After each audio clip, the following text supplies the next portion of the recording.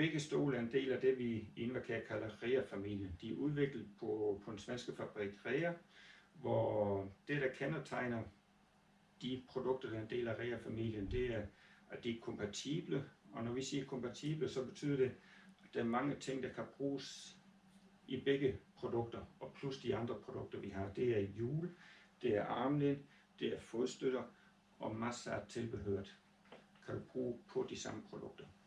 Samtidig gør vi også en dyd ud af, at det skal være let at arbejde med. Og en del af dem, der er let at arbejde med, det er for eksempel, hvis når du er ude i marken og skal lave finindstilling, så kommer du rigtig langt med en 5'er umbraconøgle. Med den kan du justere armlæn, du kan justere bremser, du kan justere fodstøtter og en stor del af tilbehøret.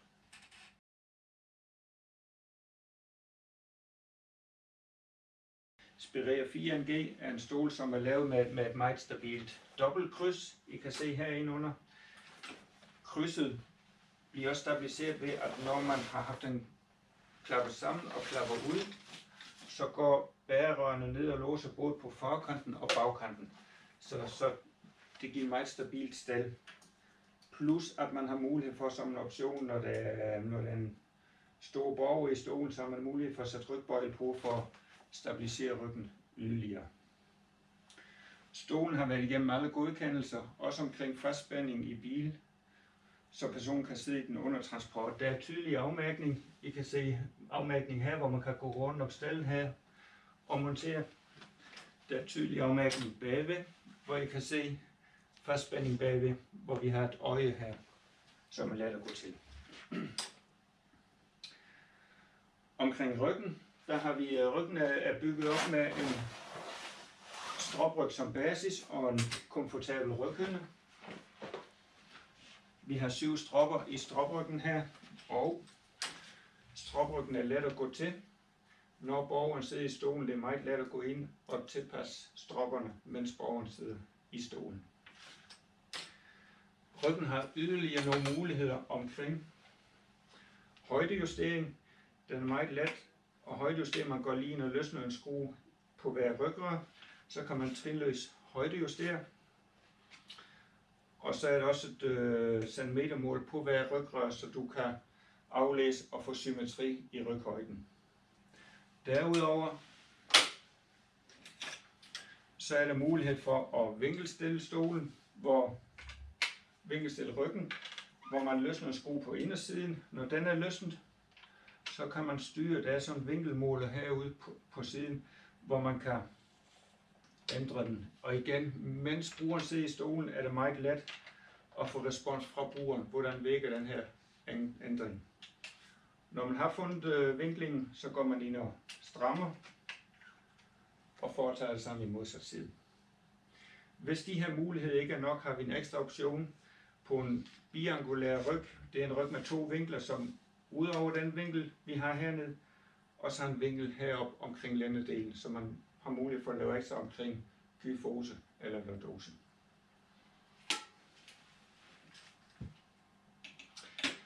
Omkring sædet på Spireaen, der er 2 tal, som er kendetegnende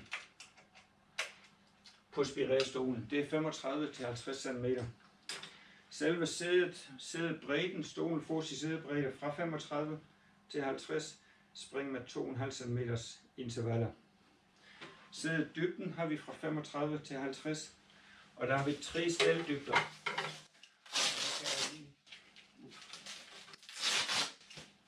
Nu vil jeg lige vise, hvordan man justerer staldybden. Det er meget let, man klapper en lille smule sammen. Man løsner stropperne, man løsner velcroen på den forreste del her, og så kan man trække trinløst tilbage 5 cm. Og når man så har fundet indstillingen, så klapper man ud igen. Så hver enkelt stel har en dybt indstilling på 5 cm. Korte stel fra 35 til 40, mellemstørrelsen 40 til 45, det dybe stel 45 til 50. Derudover har vi også mulighed for at indstille sædehøjder mellem 35 og 50. Armlænene, vi kalder dem Rio-armlæn. Vi byder med de lange armlæn, vi har dem også i en kortere udgave. Armlæn er nogle meget stabile De er meget simpelt bygget op, og det giver en god stabilitet og let at arbejde med. Det er meget let, at man igen med umbraconøglen her løsner skruen, finder et andet hul, så ændrer man også højdejusteringen. Vi fortsætter over til fodstøtterne. På teststolen her, der har vi det, vi kalder 80 graders faste fodstøtter. Vi har også som alternativ har vi i vores program, vi har 90 graders, der går mere lige ned. Vi har 70 grader, som går mere frem. Og vi har eleverbare, som også er en del af vores tilbud her. Benstøtterne, de kan både klappe indunder, de kan klappe ud til siden, og de går ind og låser, når de er på plads, så er de låst. Fodpladerne er vores velkendte REA-fodplader, hvor man, når man løsner på siden af bærerøret her, så kan man vinkelstille, og man kan dybdejustere fodpladen. Det er meget let at gøre, at de er meget stabile omkring de her indstillinger. Og så har vi også inde i jeres krav i jeres materiale, det er, at I lægger meget vægt på, at det skal være let at arbejde med. Vi har valgt at sætte fingerskruer på højdestilbarheden i fodpladen her. Så der behøver I ikke værktøj. Ja. Hjul. Vi har på stolen her, der er forhjulsophænget. Det kan både vinkelstilles, og det kan højdestilles. Og der er simpelthen, der sidder 2 skruer på indersiden her. Når de bliver løsnet, så vinkelstiller man. Når den ene af skruerne bliver trukket helt ud, så kan man også højdestille og sætte ind igen. Der er mange muligheder, og det er samtidig enormt stabilt med de indstillinger, man laver. Og så forskellige gaffellængder, selvfølgelig forskellige hjulstørrelser. Det der giver de 15 cm interval i højden. Omkring indstillingsmuligheder, omkring drivhjul, vi har faktisk 52 forskellige muligheder for justering af drivhjul.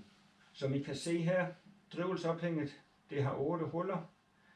Hvis vi nu for eksempel vil have den længere ned i højden, så kan man vende det her beslag om. Det er bare at løsne de der 2 skruer. Så vender man beslaget om, så har man yderligere hulrækker, 2 hulrækker opad til. Man kan vælge, når man løsner dem, flytte det over til modsat side, så bibeholder man den kantring, man har nu, enten 0 grader eller 2 graders kantring. Man kan også vælge at vende det på samme side, så ændrer man kantringen fra henholdsvis 0 til 2 eller omvendt. De samme muligheder har man, når man vender det bagud. Ja. Vi kommer til bremser. Bremserne ser ikke ud af så meget, der er egentlig bare en lille arm, men jeg synes, I skal prøve dem. Vi har rigtig god erfaring med det. Nogle bremser vækker rigtig godt. Du skal ikke bruge særlig meget kraft til dem.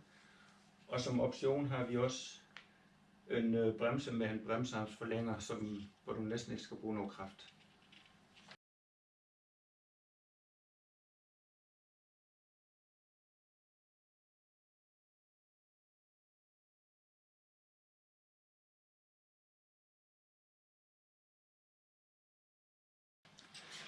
Vi har antitip med indbygget tredje pedal.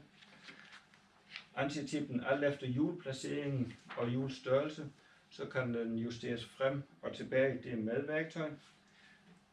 I dagligdagen har vi den her grønne knap, hvor du, når man lige trækker i den, så kan du køre den op og ned. Du kan også køre den ind under. Ja. Skubberhåndtagene. Vi har højdestilbare bagvedliggende skubberhåndtag. Det er de bagvedliggende. Det har vi været meget bevidst om, at ledsageren ikke går for tæt på brugeren, så det giver nogle bedre arbejdsforhold, at du er lidt bagud. De er meget let at højdejustere. Du løsner her og kører op og ned. Vi har dem i forskellige længder, alt efter ledsagerhøjde og stolehøjde. Også forskellige længder bagud. Ja.